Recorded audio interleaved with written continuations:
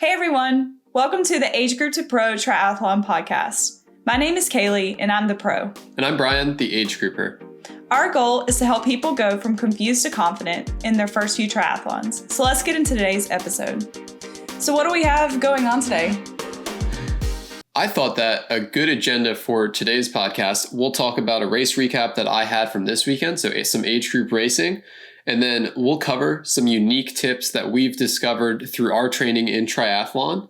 And then to wrap up, we're going to go a little bit into some dog fighting techniques. That's right. That sounds terrible.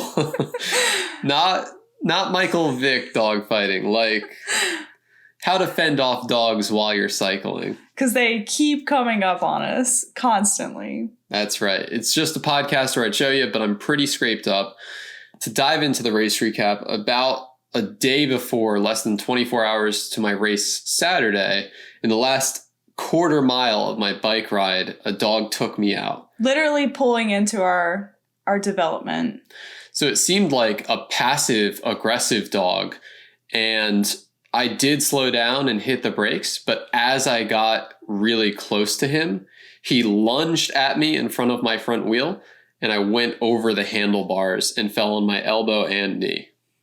Yeah, I mean, he came up back to the house and just like bloodied up everywhere. And we've seen this dog before. Like, we know he exists outside of our neighborhood. But for me, I've only ever encountered him with running. And I usually am far enough away that he doesn't get to me. But yeah, this was the first time. And honestly, I've ridden by there several times. So yeah. I feel like even when you know there's a house with a dog, you still sometimes this happens, at least around here. Yeah. So while on the topic of dogs, I think there were probably a few things I could have done better. One would be once I saw the dog to completely stop and decide not to approach it on the bike, to turn around and go another way if that's possible. But a lot of times you don't have time for that if you're at full speed or going pretty full speed. Yeah, and even if you're going slow, I mean, luckily this dog wasn't charging at you as you were there, because we've had plenty of dogs that I think if you wouldn't have had time to turn around because they would be coming at you, even though I know people have said, because we have looked into all the different techniques to being able to handle dogs on bikes because we have this encounter so frequently. And one of them is you get off and basically use your bike in between you and the dog. But I've never had the opportunity to try that one because we're usually going fast or the dog is coming at you so fast. Yeah, that would have been smart in my situation. Yeah, that's what I was thinking. If there's this, with, like you said, the dog wasn't coming at you necessarily until you got really close. They say if you get off and just keep the bike almost like a barrier. Yeah, a barrier between you and the dog. Yeah, and your experience, you were racing your second 70.3, right? Yeah, that was my second one. We were in Tennessee in an unfamiliar course, and you were one of the first age groupers out of the water. And because of that, you got to a certain part on the bike course where I think a pack of 3 dogs took you out, right? Yeah, that one it was because there was one guy who had passed me, so he had kind of the lead vehicle with him. So it was him starting out the course, and then it was just me by myself. And I came around a corner, and there was 3 dogs. And at this point, the only techniques I had known was the whole squirting your water bottle at them. So I quickly tried to slow down and grab my water bottle. But I mean, when you're in a race, you're not really thinking about dogs. I don't know, you're in a whole nother mindset of just the burn. So I wasn't really prepared for it. And I grabbed my water bottle and started kind of spraying them. But there was one that was right at my hip. It was right there on me. And so that was the one I was kind of paying attention to the most because I was most afraid of that one biting. And then just completely missed the third one come up and just get up under my wheel and pretty much just made me flip over. So yeah, that one, I don't know what I really could have done better.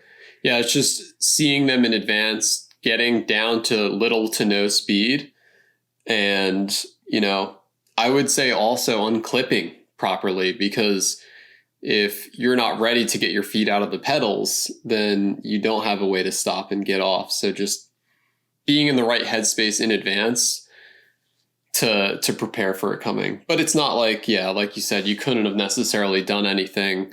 You went on to get back on your bike, fix your bike, and win for both men and women that day, which is pretty cool. Yeah, it definitely turned into a fun story. It was a fun story to have, but it was not fun in the moment. And we'll never race that course again. No, and it has scarred me. Literally. Because there's literal scars and mental scars to where I since then have very, very reluctantly tried new areas, because I'm just, every single time I get far away from the roads that I know and the dogs I know, I'm afraid, I'm looking at every single house waiting for a dog to run out at me. And it's just not a fun way to go out for a ride. So yeah, know your community, know your routes and where the potential dogs are.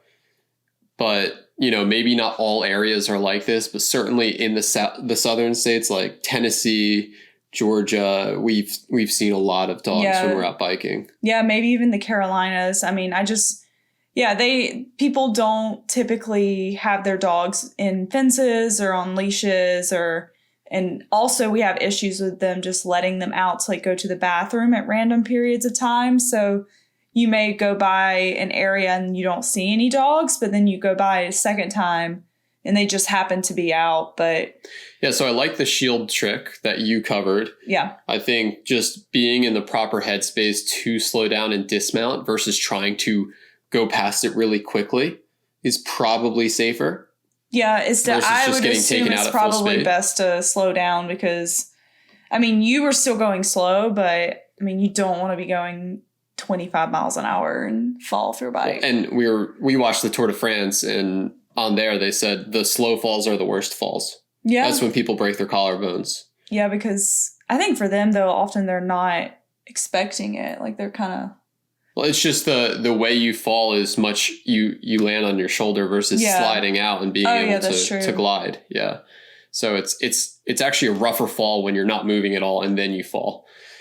So any other tips in terms, the water bottle trick works. I think noise works if a dog's on the edge and you're in a group.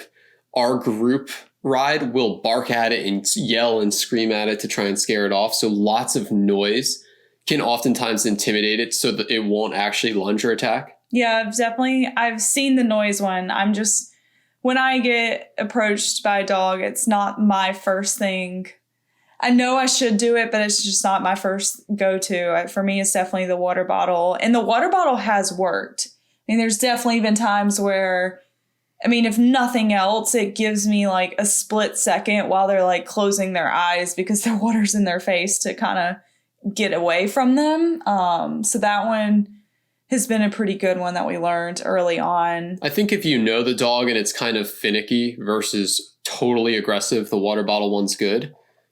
But if you're a more novice rider and you're holding the water bottle and get taken out, you'll probably have even less control of your bike.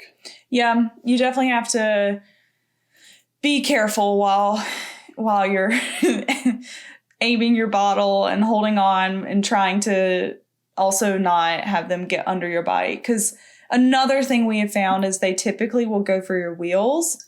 We have had some dogs come for us, but a lot of times they're going for that wheel. And that's where they'll get you. Or they see your feet spinning and they try and go for a foot. Yeah. The small dogs always go for the feet. But yeah, and I think they also have dog spray.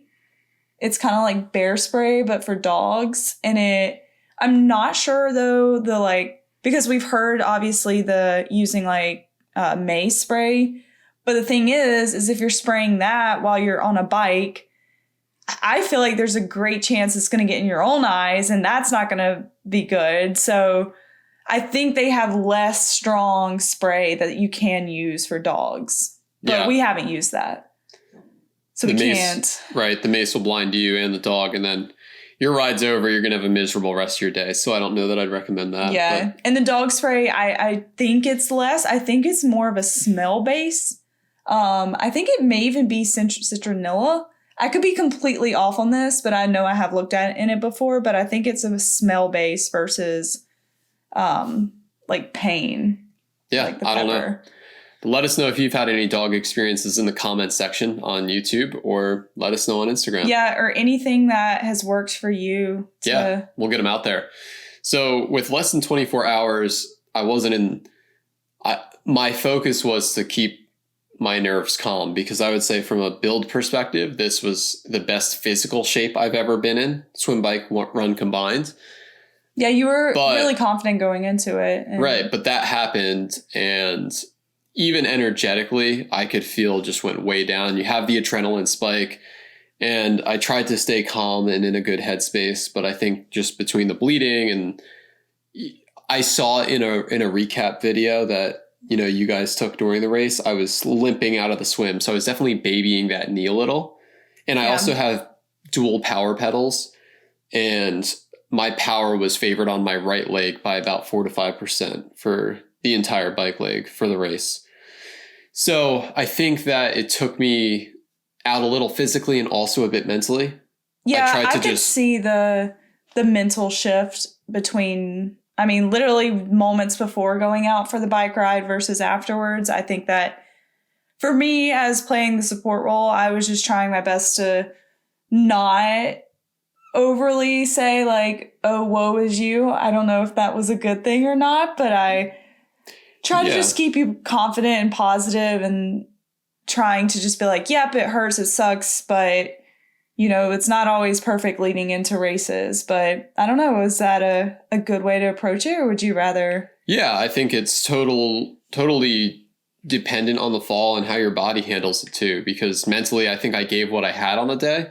It just wasn't as much as I was hoping. Yeah. I didn't have that top end. So we got to the race day. We got up, I think, around 4:15, and then it was a very humid day. It was 90s, very high humidity.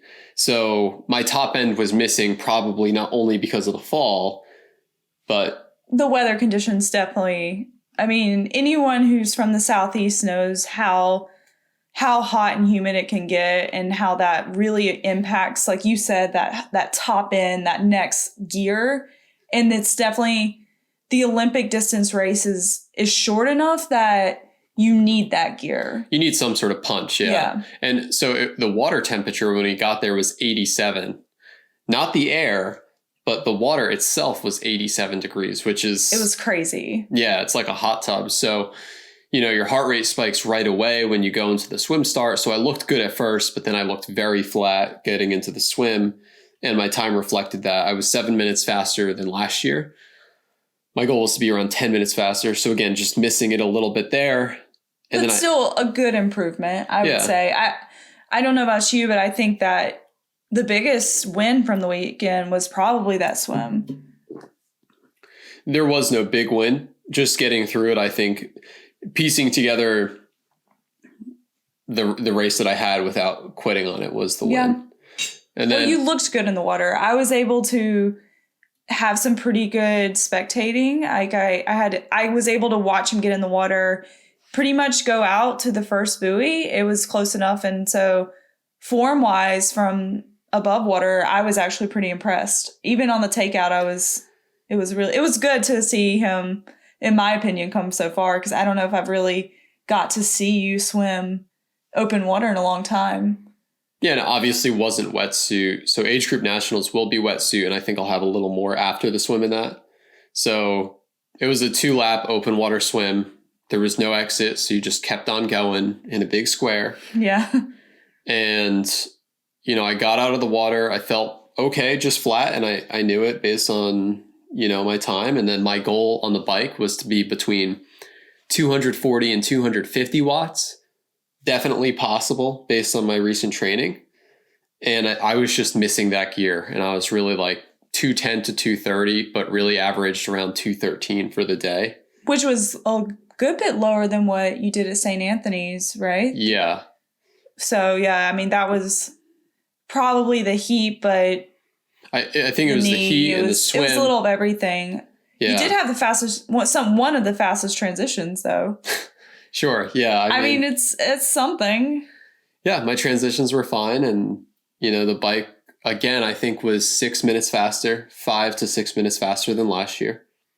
Which is a win, especially with given the conditions this year. Yep, and I have either a new road bike, so I have a Trek Madone, and I've been racing that versus an old like 2012 or 2014 Felt TT bike.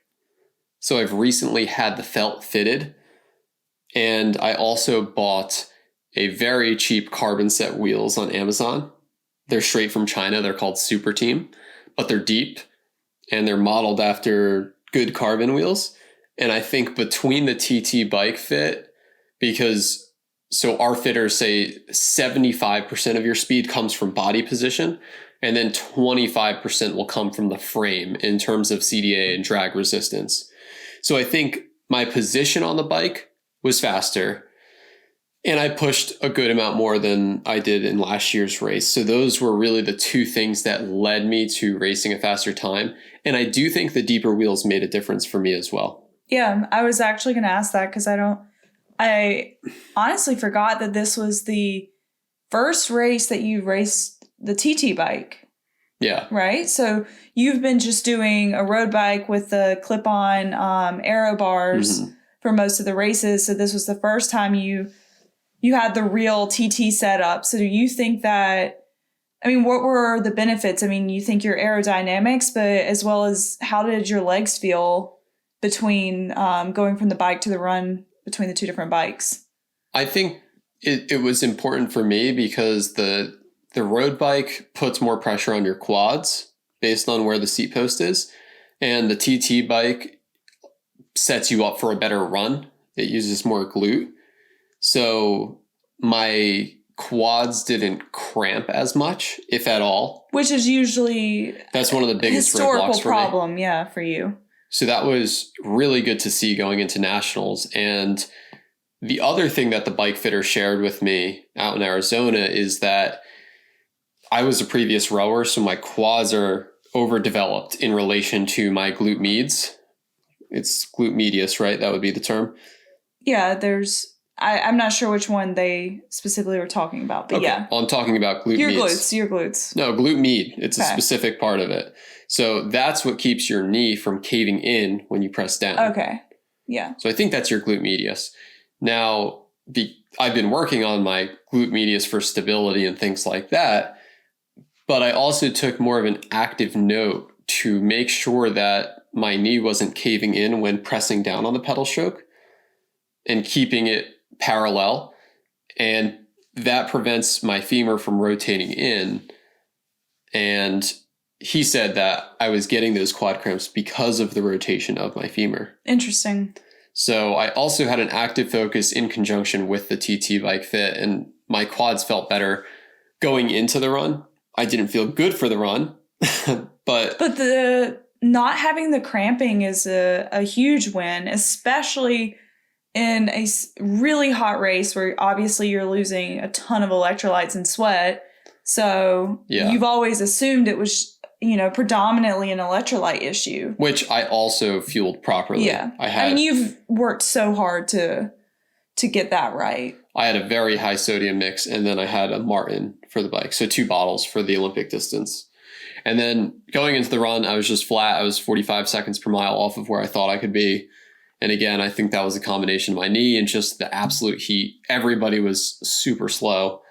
Everybody was off their goal times talking to people after the race. So given the day, it was just all around flat, but it was a 15-minute PR. So I have to take the goods with the bads. And it was, again, just one of those races where I felt like it wasn't even close to my potential, but I got it done. I strung it together, and it was experience. So yeah, and I think it was ultimately a really great race to set you up going into nationals because it gives you another experience of open water swimming, another experience of racing. Like you even got the opportunity of kind of like working with people, on the bike, as well as kind of some pace partners on the run. So I think just like giving you a little bit of experience, a fresh experience going into nationals is pretty beneficial. Yeah, it was better than not racing, but it was discouraging. And when you don't hit your goals for the next few days, sometimes you have to go through the motions. And I certainly felt that. On Sunday after the race, I raced on Saturday. I didn't feel like working out. Monday came around. I didn't feel like swimming. So, when you set goals, just like we talked about last time, if you aim really high and then fall short, it doesn't matter if you did pretty good. Like I got second in my age group. I podiumed for my age group, against some competitive people. But it wasn't what I set out to do. So because my goal was high and my result was low, I felt pretty discouraged. I feel back on the bandwagon after going through the motions, but it is important just to go through the motions sometimes when you're recovering from a race result like that. Yeah, I think you did a really good job of just kind of making sure you showed up to the pool or got up and got on the bike or did your runs. And, like you said, going through the motions just to kind of reach that point where, like you said, now you're motivated again. Yeah, so. When it's on the schedule, it's so easy to be like, well, it's here. I'm going to show up to the pool Monday morning. And I was super flat and super slow. But by Wednesday, I was hitting some of my best pool times again. Yeah. So it's just a matter of time. Yeah, and a few more weeks of another hard block before nationals, and it'll be here before we know it. Yeah, so let's shift gears to our next topic. We actually covered the dog piece. We covered the race recap. Yeah, and in terms of racing, you mentioned that if somebody has races coming up, share them to our story and we'll blast them out to the community. Tag Kaylee Slade on Instagram. Yeah, this was something, both of the next topics. I think I have my best thoughts when I'm running. Like I can just really come up with really good ideas. And one of them was how much I loved your build up to this race, as well as everybody else that we met there, and just kind of hearing about what they were doing, getting ready for the race. And it just kind of made me feel motivated to get out and train. And I was thinking, anyone who's listening to the podcast, if you have a race coming up and you want to share a story, make sure to tag me, because I would love to follow along with your race, as well as sharing so other people can follow along, because it's really motivating to see other people out there crushing it. And it just helps me, get through racing and everything. So yeah, I just would love to be able to keep up with other people's races and their journey. Yeah. Kaylee has built her Instagram to over 1,000 triathlon specific followers, in addition to her other athletic followers. So she has an awesome community thanks to TTL when she received that sponsorship. And I have a little secret cult community on my Instagram. So if you follow me and message me triathlon, or just say, hey, here for triathlon. He loves talking triathlon. I add everybody, I follow everybody, and I add them to my close friends list. Yeah. And only my close friends get to see my actual stories and stuff going on. But I have like daily, either motivational or funny triathlon content going out. Yeah, no, it's fun. Tell them today's line. Oh man, I don't think I'll get it right because it's a quote, right? All right, yeah, I'll say the quote. Ready? And you see who you think says it. So the quote is, "Do or do not. There is no try." It's like a Star Wars person, right? Star Trek, Obi-Wan, Star Wars. Yoda typically says it. Okay, it's a Yoda quote. But I put it on Threads and I said, "Do or do not, there is no try. Do athletes." Oh. Because there is no try. They don't swim. So it's just do or do not. Haha. So that's my joke of the week. But his punny jokes. Yeah. But if you want more of that, follow me on Instagram. Yeah. You're going to get a lot of followers now. I'll have to go private. Anyways, to wrap up, we were going to talk some unique tips. Yeah, this was another fun thought on a run. And it was some of the things that we have found to really help us in swim, bike, and run as people who started from nothing, amateurs, and then have like really built it pretty quickly. Yeah, so our secret weapons, not really, but things that maybe you might not think of right out of the gate. So do you want to go first with yours? Yeah, I guess we'll go in order of the sports. So we'll swim. I know we've probably said this before, but my number one tip is going to be, or is a combination of getting yourself to the pool. Like, that is so hard to do. So number one thing is, if you have a swim that day, make sure you show up to the pool, whether you like actually do the whole workout or you just float back and forth. Like, honestly, I think just getting in the pool and as much as you can is like so important. And then my other one is for beginners, making sure you are doing workouts and it's not just drill work, like drill and techniques. Like, make sure you are getting in volume, getting in speed, even if the speed is slow, like whatever your fast 50 is, do fast 50s. So making sure you have those structured workouts, even if, you know, it's quote unquote slow. And then reserving days to technique. So like for us, we have 2 days a week that is just 2K of pretty much what I would say is like just getting a feel for the water and doing a lot of drills and technique work. And then we do volume and speed work specific for our other days. So that's my long-winded answer. Yeah, and I think it's important to hit the yardage you set out to hit. Kaylee's good at hitting every yard to the dot. I've gotten better at it. Even if it's sloppy and bad, yeah, I do it. If you aimed for a certain amount of yardage, don't get in the habit of failing. Get in the habit of succeeding. Just cut the volume a little on the onset. But I think it's better for your brain to check the box, even if it was a little slower than you wanted to, versus to teach your brain, oh, I wanted to do 4K, but I did 3,200 for the day. Yeah, no, that's actually, I like that one, that idea too, of just not quitting. Because when you quit, it is so easy to quit the next day. Yeah. And then to quit the next day. So it's a terrible habit to get into. There's certain pros that we follow, and we would never say them by name, but we watch them DNF one race and we're like, this is going to become a habit. It's so hard. And it does. It's, if you give up on yourself once, it's so easy to do it again. I mean, it's just, and like, I even will just not look at my times. Like, if I'm having a really bad day, like if we had to do like, I don't know, 10 200s, I just will not look at my time and just do the 10 200s and be like, all right, that was it. Yeah. So that's super fundamental. That's core. I don't think that's like a secret, unique tip. No. So I'll go next.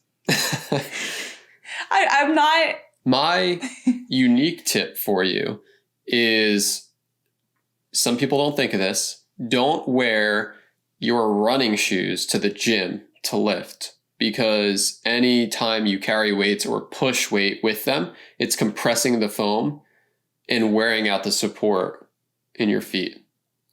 And then people who go to run in them, they wear down faster. They don't last as long. Okay, so you're saying don't wear your running shoes that you do your runs in. So does this apply to retired running shoes? Option A, which is what I do, is to use your retired shoes for gym shoes. And does it matter, like stack height, stability, is Option flat B, better? If you're serious about the gym and you really want to like prevent injury, wear a neutral shoe like a Van or something like that, like something that completely flat with no heel to toe drop, because that's going to be much more stable, especially if you're worried about your knees or something and you're doing legs at the gym. So simple, but not everybody thinks of it.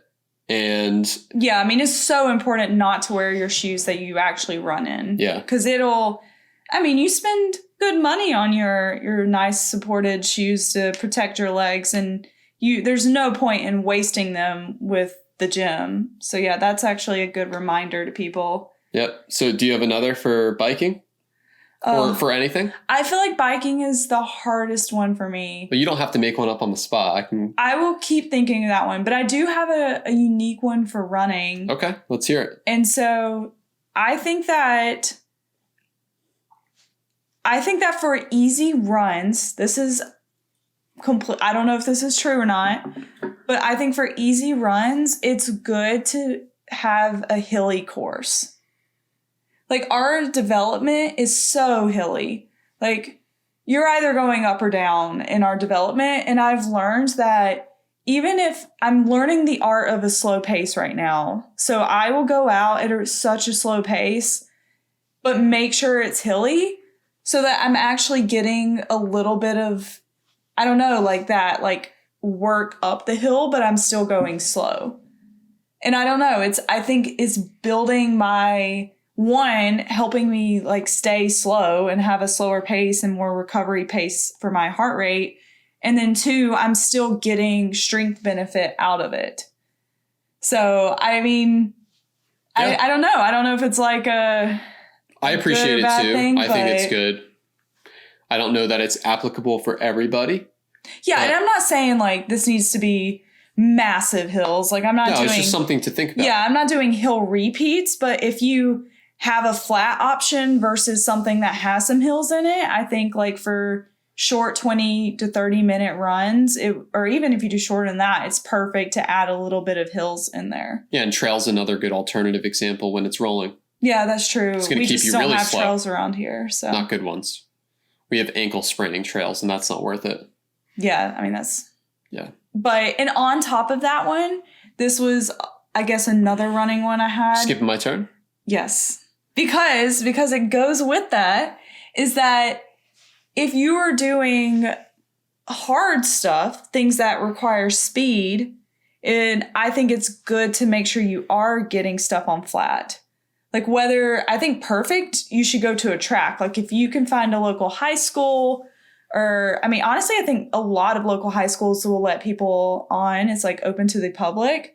And I think getting speed work done on a flat surface where you can actually hit fast paces is also very beneficial. Yeah, we're against track all year round, but we have track season. And when we're in track season, hitting the paces on a track is critical to building speed, top end speed. Yeah, I mean, if you can't run, I'm just going to do a 6, like just a 6 flat on a flat surface, like what's the point in like doing hills? I don't know. And we like you said. To clarify, it's okay if you can't run a 6 flat. She's very fast. I was using a random. I know. A random number. I don't want them to feel bad about that. A 7 flat, an 8 flat, a 9 flat, doesn't matter. Like you can target your race pace more accurately on a track is the bottom line. Yeah, or even clockworking it, or, you know, say you are someone who's running like in the 10s and you're trying to get to that 9, going and doing some like 400s at a 9 pace, you know, it's a great way to learn what that feels like. Yeah, that's what I said. You can target your race pace accurately on a track. Yeah, by the 100 if you want to. So is it my turn? Yes, it is your turn. I won't take it now. Okay. My next tip is if you have a limiting range of motion, first be aware of it. And then second of all, train it out of your system through light to moderate lifting. In cardiovascular and endurance training, your body will adapt to that movement. I hate to throw him under the bus because everybody does, but Lionel Sanders has a very interesting cadence when he runs. It looks lopsided. I mean, when we first saw him race, we thought he was injured. Which is what everybody says, so I'm sorry. Lionel, you'll never hear this, but I'm sorry because you're our hero. However... And stupid fast, don't forget that. As an age grouper, we all have these imbalances. So one that I knew from rowing, my left side of my back is overdeveloped and my right side is underdeveloped. My right side of my abs are overdeveloped. My left side is underdeveloped. My lower abs are underdeveloped and my upper abs are overdeveloped. So there's all these imbalances and they can probably lead, especially in a technical sport like swimming, to imbalances in your stroke. So the way to out-train these is to first acknowledge that, hey, here's where I'm really weak. And then B, use gym work And it does not have, your body will adapt to light to moderate weight. Like it doesn't have to be like, squatting 300 pounds. You don't have to be. It's just stimulating those areas and getting blood to those areas to say, hey, let's equal out, let's grow, versus when you pound it for 1,000 repetitions, your body turns that off and just learns to use and overcompensate in the weaker areas. Yeah. So iron out the imbalances in the gym and really just pay attention to balancing it, because I've built, and I'm still working on it, but I've built like a much more cohesive and functioning body by working on those imbalances slowly but surely from the ground up. Yeah, I mean, that's a complex tip, but I mean, so important, especially if you're just getting into triathlon. And I'm sure these are the kinds of things that you start to notice pretty early on, and it's good to nip it in the butt before it becomes a problem as you grow. So 20 words or less. Be aware of your imbalances. Train them with light to moderate strength training. Yeah. Done. And getting bands are great at home. We have so many bands. We have bands in every room. Yeah. We have them on the edge of like most bedposts in our house. So yep. Very easy way to kind of just get in. We work our shoulders. We work glute hips. medis. Yeah. So it's just all those little things that are happening behind the scenes. I don't think they're brought up enough. No, I mean, because they're not fun. They're boring. It's not fun to do. I don't know. It's like the things that you really just like, you think to yourself, oh, I need to spend this time swimming. I need to spend this time biking. I need to spend it running, and kind of just like forget the little things, especially core, like for me particularly. And it's just something that's like such an important part to being successful in them. So, yeah. Do you have any final tips? I have been thinking this entire time for a bike one. I'm sorry that I just, so simple. Like you just have to bike. The bike is the 3 T's. It's time, and time. And that's it. That's all that cycling is. Yeah. That's literally the only tip you can possibly have. And get a bike fit. Oh yeah. We've said that one before. Bike fit is super critical.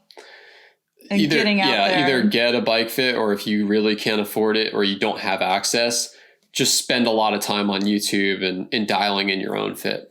You're just going to have to spend time. Yeah, and you can do it. Yeah. You can do it and figure out what's comfortable. And we said this before too, like recording yourself, looking at how it looks compared to other people and figuring out what works best. So. Yeah. That's all we got this week. What do you have coming up? What 2 races? Yeah, I guess this weekend is a relatively easy weekend building into Oregon, and then Maine the following weekend. So your first back-to-back. Yes, it's the first back-to-back. Cross-country.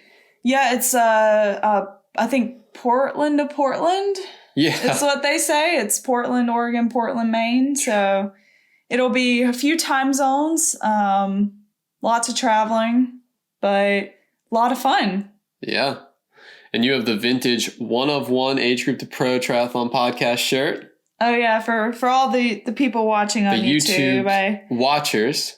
Brian makes fun of me because I started designing. This is my quirky thing. I'm designing clothes based on my cat. I have a cartoon of her. I don't make fun of you. Well, no, that's not the making fun of me part. The making fun of me part is I am designing these clothes, and then I decided to make one for fun, an age group to pro one. And as soon as I made it, I was like, I'm buying it. And so you're your biggest customer. Yes, that's it. That's what you say to me. I'm my biggest customer. So we're doing good with this business, this whole triathlon bit. It's making us a ton. One day we'll see a profit. It's for fun. It's for fun. 2-year time horizon. That's our goal. So we can do this full time in 2 years for Kaylee and be set up after vet school. Yeah, that's the goal. We'll see. Till then, chip away. Yeah, well, thanks for listening in, and we will keep you guys updated on the upcoming races. Yes, we will have a podcast next week. Kaylee will be traveling for an entire week. So we'll have something for you. I don't know what. So you might have to check YouTube only for that gap week where I throw something together. But yeah, maybe we'll try to finally get a YouTube out. So I'll try to get a YouTube out. You'll be racing. You'll try to get a YouTube. You'll be doing the important thing. And then we'll have some battle stories for you. Thanks, everybody. Yeah. Sorry, I couldn't think of something clever to say at the end.